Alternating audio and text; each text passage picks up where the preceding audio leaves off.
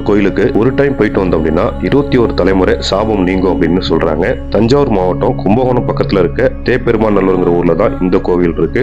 இந்த கோவிலோட பேரு ஸ்ரீ விஸ்வநாத சுவாமி திருக்கோவில். இந்த கோவிலுக்கு நினைச்சவுடன் எல்லாரையும் வர முடியாது. மறுபிறவி இல்லாதவர்கள் மட்டும்தான் இந்த கோவிலுக்கு வர முடியும் அப்படின்னு சொல்றாங்க.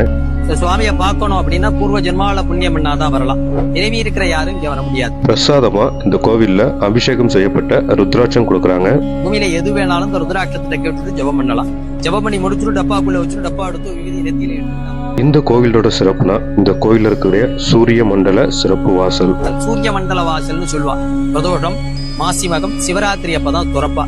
பிரதோஷம்னா இந்த வாசல் வழியா வர 1.5 மணி நேரத்துலதான் வருவா. சாயரிச்சு 6 to 7 தான் துறப்பா. இப்ப யார் வந்தாலும் 21 தலைமுறை பித்ரு சாபம் போகும். மாசி மகத்தன்னைக்கு வந்தா 21 தலைமுறை செல்வந்தரா வாழக்கூடிய பாக்கியம் கிடைக்கும். மகாசிவராத்திரி புண்ணிய காலத்துல வந்தா 16 செல்வங்களோட வாழக்கூடிய பாக்கியம் கிடைக்கும். இந்த கோயிலை பத்தின மேலும் தகவல் எல்லாமே கூகுள்லயே கிடைக்குது. செக் பண்ணி பாருங்க. இதை போல வீடியோக்களுக்கு நம்ம சேனலை சப்ஸ்கிரைப் பண்ணி வச்சுங்க. இந்த வீடியோ பிடிச்சிருந்தா ஷேர் பண்ணுங்க, லைக் பண்ணுங்க.